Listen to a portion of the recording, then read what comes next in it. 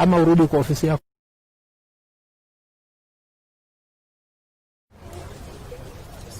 No, don't worry about talk.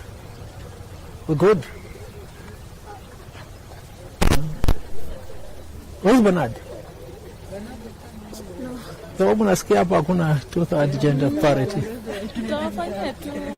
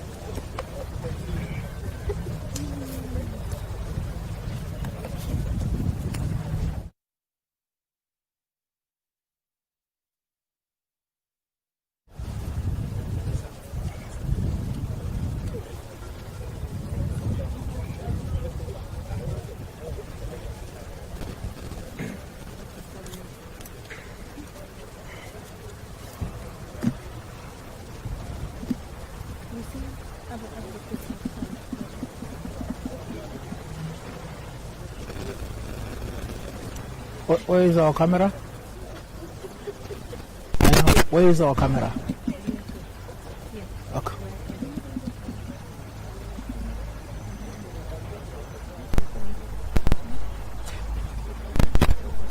Good morning, Kenyans.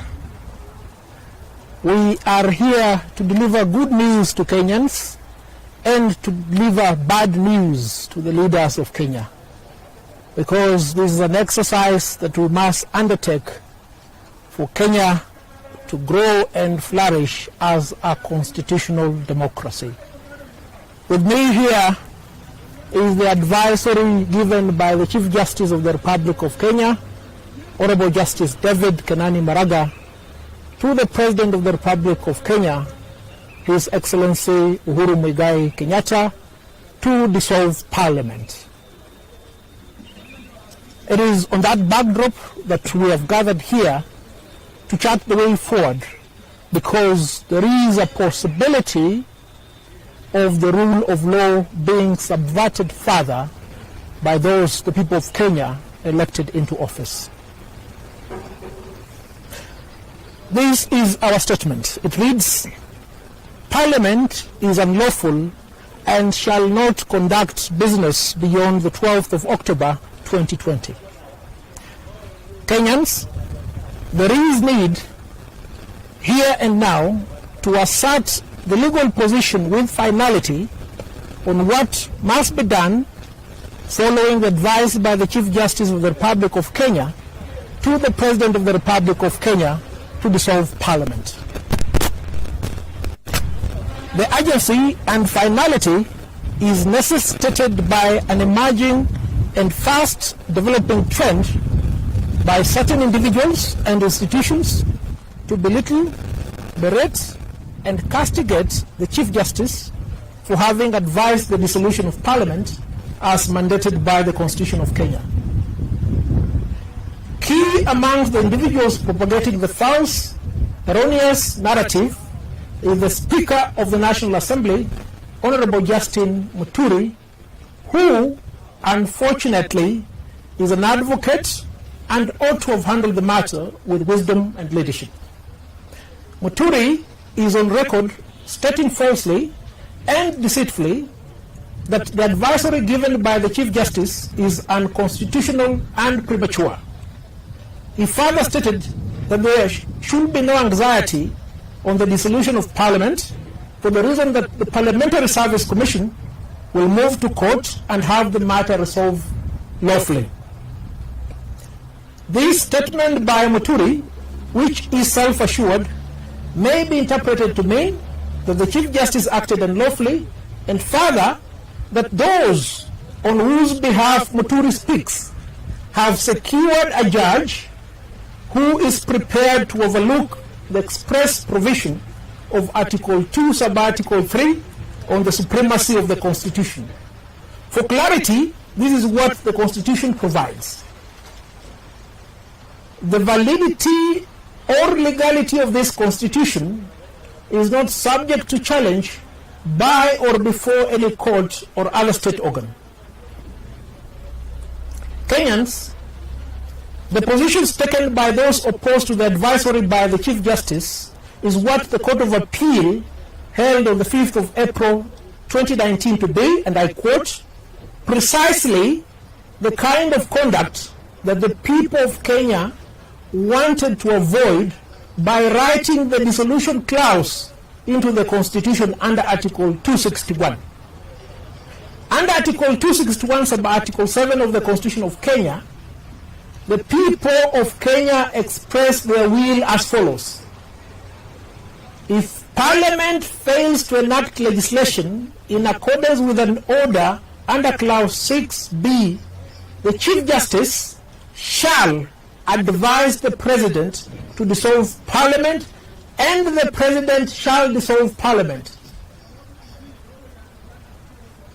The power given by the people of Kenya to the Chief Justice to advise the President to dissolve Parliament is a sovereign delegated power.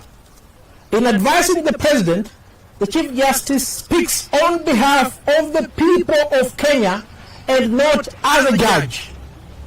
This sovereign power is people given by Article 1 of the Constitution and has been exercised in accordance with the Constitution of Kenya as provided under Article 261, sub-Article 7. The exercise of this power cannot be challenged in court or anywhere because the supremacy of the Constitution of Kenya is beyond the pale of such a judicial challenge. Following the advice by the Chief Justice, the President of the Republic of Kenya is duty-bound to dissolve Parliament. The argument that there is no time for the dissolution is inimical to the express expectations of the people of Kenya that the President, as a delegate, will comply with the Constitution of Kenya. Be that as it may, the courts have interpreted time where time is not specified for the performance of an act required under the Constitution as being reasonable time not exceeding 21 days. Counting 21 days from the 21st of September 2020 will take us to the 12th of October 2020. The President will be in violation of the Constitution should he fail to dissolve Parliament on or before the 12th of October 2020. Regardless of the President's action or inaction, Parliament will be unlawful effective the 12th of October 2020. The consequence of this is this: any legislative authority exercised by Parliament subsequent thereafter will be without the authority of the people of Kenya. Further, any oversight of state organs exercised by Parliament will be without the authority of the people of Kenya. These Kenyans is the anathema that those we elected want to subject us to. It is incumbent upon the people of Kenya to refuse to be taken through that perilous path. It is therefore expected of any judge before whom the challenge on the advisory by the Chief Justice has or will be made to uphold the Constitution, no matter what pressure may be put to bear on him or her by the self-assured individuals behind any such ill-advised litigation. And we must emphasize this: any judge before whom this petition is brought must ensure that he or she upholds the Constitution. In an attempt to mislead the people of Kenya, the individuals responsible for this violation of the Constitution have made several misrepresentations. First, they have falsely claimed that there is a lacuna on how the by-election is to be conducted and the term of the new parliament subsequent to dissolution.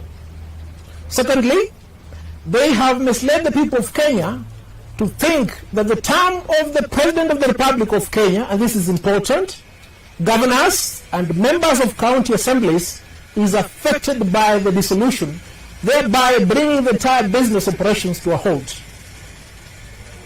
It is therefore important to allay these unfounded fears by telling you, the people of Kenya, the truth. And this is the truth. There is no lacuna in the Constitution on whenever there is an individual or collective vacancy in Parliament.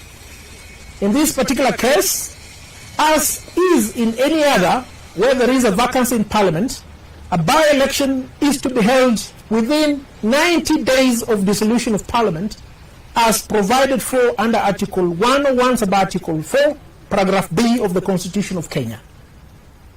The members of Parliament elected in the by-election shall serve until the next general election, being August 2022. The dissolution of Parliament, Kenyans, does not end the term of the President, the term of the governors, and members of the county assemblies. Parliament is simply that, Parliament, constituted by the National Assembly and the Senate. These Kenyans, you must understand, you should not be beguiled by those who want to lie to Kenyans that there is a constitutional crisis. There is a problem, but there is no constitutional crisis. The business of government will not come to a halt. Mindful of the impunity that has been perpetrated by Parliament, in particular the speakers of the National Assembly and the Senate, it is imperative that certain measures be put in place to ensure that no financial burden shall lie on the Kenyan taxpayer should Parliament persist in exercising authority in violation of the Constitution after the 12th of October 2020.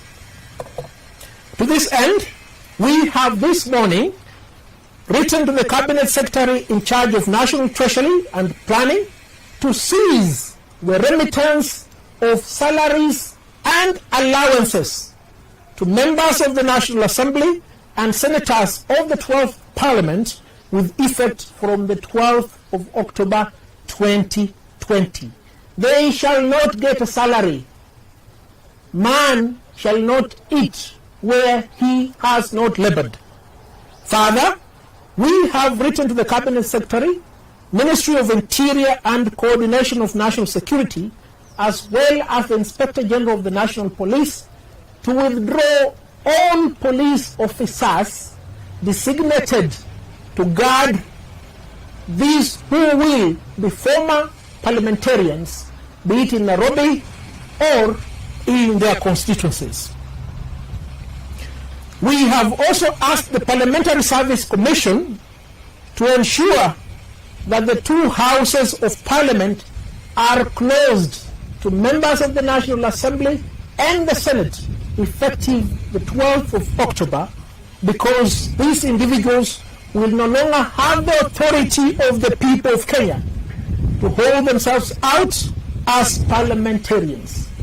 Kenyans, lastly, we have asked the Independent Electoral and Boundaries Commission to ensure compliance by political parties. And this is important because I've seen political party leaders led by Right Honorable Raila Amolo Odinga and Honorable Musalia Mudavadi lamenting the action of the Chief Justice.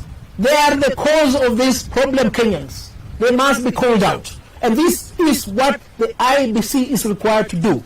It is required to ensure that the two-thirds gender principle is complied with by political parties in nominations in respect of the by-election that will ensure subsequent to the advisory given by the Chief Justice.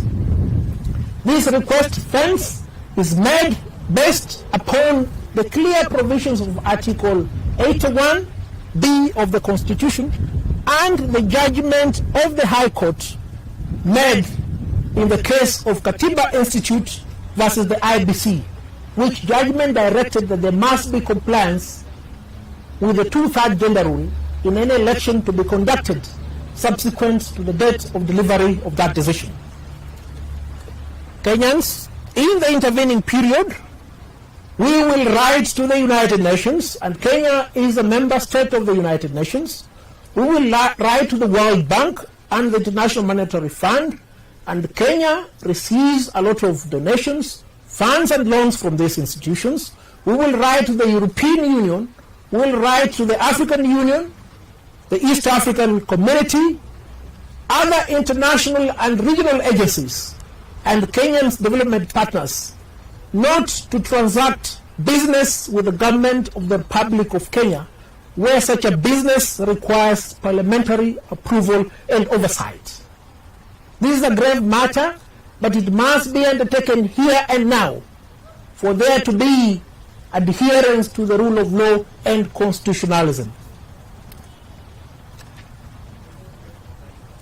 Cognizance of the continued disregard of the Constitution of Kenya and the rule of law by elected and appointed leaders in this country, and in exercise of the sovereignty of the people of Kenya, given under Article 1 sub Article 2 of the Constitution of Kenya, which empowers you, the people of Kenya, to exercise sovereign power directly, the Law Society of Kenya shall lead the people of Kenya to occupy Parliament effective 12th of October 2020.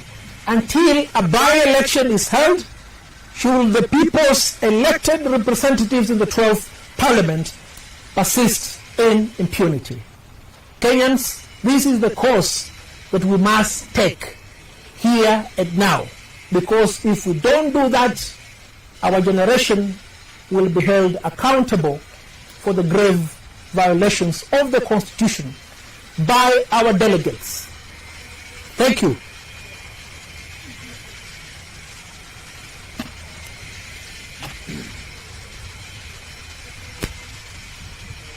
Any questions?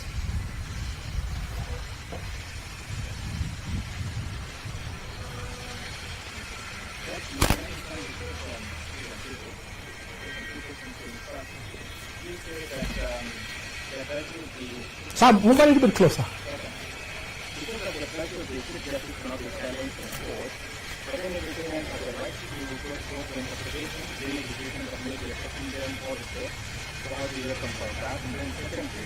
We are saying that IBC should go ahead and conduct by-election participation, but you are aware that currently the team of Somalia for SAD remains to be increased. Is there anything possible to following the House that as we look at the effectiveness and appropriate money for the next? Thank you, Sam. You've raised two fundamental questions. One, whether it is improper for us to assert that the decision of the Chief Justice cannot be challenged in a court of law, for the reason that every Kenyan is entitled to approach courts of law for reprieve. Every Kenyan expressed his or her will in the Constitution. Article 261 sub Article 7 contains the collective will of Kenyans. Unless and until the Constitution of Kenya is repealed, that represents the will of the people. And the government of the Republic of Kenya is constituted of a tripartite arrangement, constituted of the legislature, the executive, and the judiciary. When performing this function to advise the president to dissolve parliament, the Chief Justice does not exercise the powers of a judge or administrative powers. He exercises delegated people's power. He is speaking to the President of the Republic of Kenya on behalf of the people of Kenya. And it's for that reason, therefore, that the people did not contemplate a situation whereby their will be challenged before a court of law. Number two, you've raised concern as to the ability of the IEBC to conduct a by-election for the reason that there is no money. Kenyans, your government, your elected and appointed people have squandered close to 50 billion on account of COVID funds as we speak right now. What is the cost of conducting an election? Is it more than 10 billion? What is the cost of conducting a referendum? How much money, your money, has been allocated towards BBI? You see, there can never be the claim of inconvenience when you are required to comply with the Constitution. For that reason, therefore, IEBC should be prepared to hold a by-election at most within 90 days from the 12th of October. Kenya has money, a lot of money. Let that money not be pilfered. Let the money be used towards upholding the rule of law and constitutionalism. How will that money get to IEBC? They need Parliament capacity. And Parliament is saying to be dissolved beyond scope. The only business that Parliament can do right now is to fund IEBC. And this is not novel. They did that immediately before the election in 2017.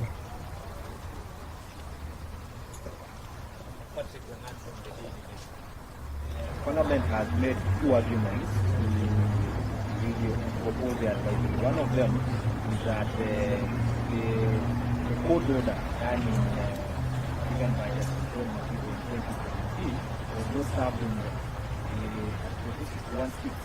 The say requires that there is evidence that order was served in the Speaker of the Assembly. The second question related to that is they argue that order in 2017 relates to the level of fund. How do you reconcile these two things given that it is a court? Good. Lagat, from the Daily Nation, there is a principle in law that there must be an end to litigation.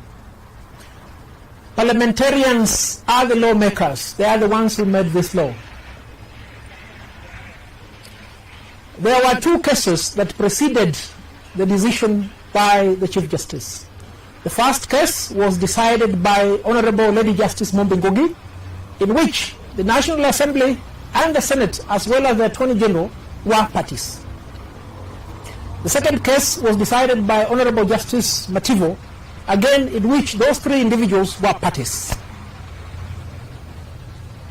The order was transmitted to them when it was delivered.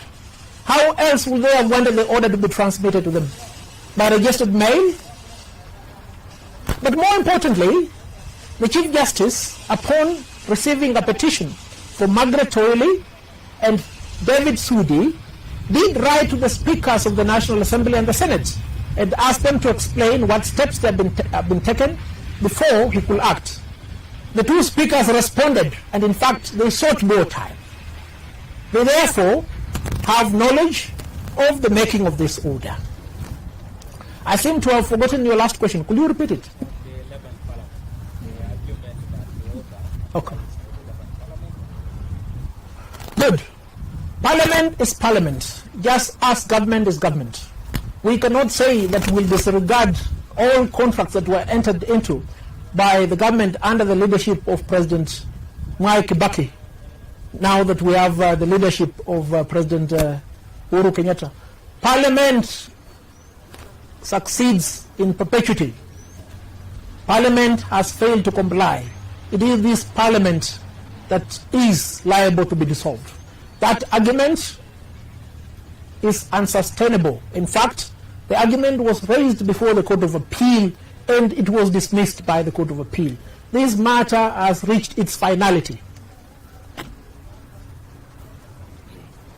Come a little bit closer.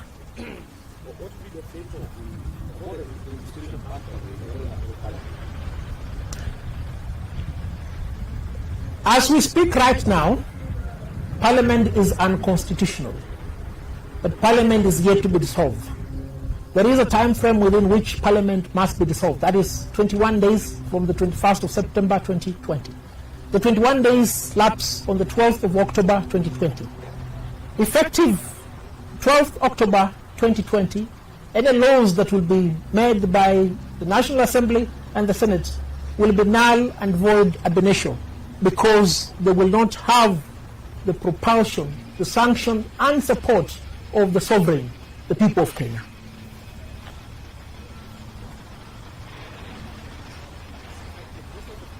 Yes, sir. Come a little bit closer. Does it concern you that the Chief Justice is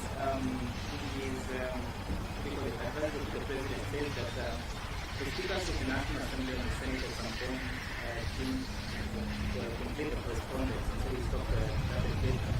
And also the Attorney General never agreed on the status of suing the Chief Justice role. Yet the parliamentarians have been saying that there is a special interest bill before the Senate as well as the constitutional amendment bill. Does it concern you that the Chief Justice may have hurried to make that advisory? Yet there are other matters that are going on which we have for alternative information communication. Parliament is a delegate of the people. Parliament must not beguile or lie to the people of Kenya. The special interest group bill has nothing whatsoever to do with gender parity and equality. Why do I say so? Because gender is predicated upon principles that are known, male and female. It's not an incapacity or a disadvantage.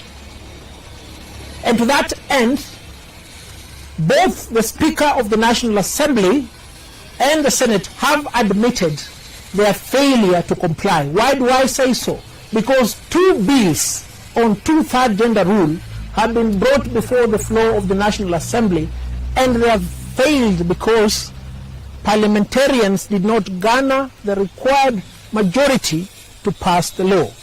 And if you look at it from that standpoint, you realize that the Chief Justice in fact bent backwards to accommodate Parliament and the Attorney General. But what did they do? The Chief Justice asked them to file replying affidavits to explain why there has been no compliance. They did file replying affidavits. They also asked to put in written submissions, arguments on law. It will surprise you, Kenyans, despite the colossal sums of monies allocated to the National Assembly and the Senate, they did not respond. They did not proffer a legal argument before the Chief Justice.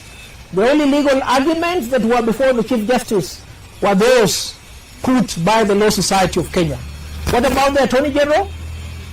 The Attorney General did not even bother to respond to these petitions.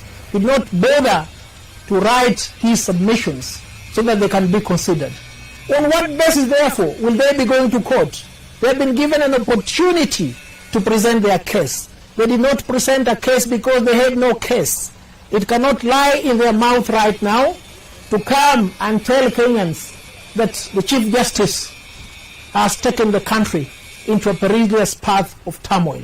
It is them, members of the National Assembly and the Senate, who have taken us to a perilous path. The Chief Justice has performed his role, and you, the people of Kenya, must stand firm and perform your role. Parliament must be dissolved pronto.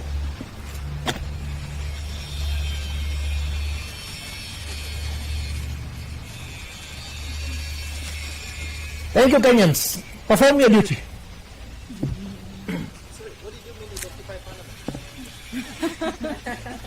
Yes, we meant that. We'll occupy Parliament, because anybody who will be in Parliament in the name of our parliamentarians past the 12th of October will be a trespasser. He or she will not have the authority of the people of Kenya to legislate. We'll go there in accordance with the power given to us by the Constitution to exercise power directly and occupy Parliament until such a time as a by-election will have been held. We will not do what our friends in Burkina Faso did by setting ablaze Parliament, because we want these people out to put in better people in Parliament. No, we will not sit on the seats of Parliament. We will close Parliament to the trespassers. We will maintain vigil so that our property is not occupied by trespassers. Sam, are you satisfied? I've run out of breath. Oh, one more thing. The Law Society will conduct a national-wide campaign to be spearheaded by the branches to sensitize the people of Kenya on the need to do this. It must be done, Kenyans. May I therefore call upon the branch chairs to be prepared to undertake this noble task of asserting the will of the people of Kenya. Thank you. God bless you. God bless Kenya, now and forevermore.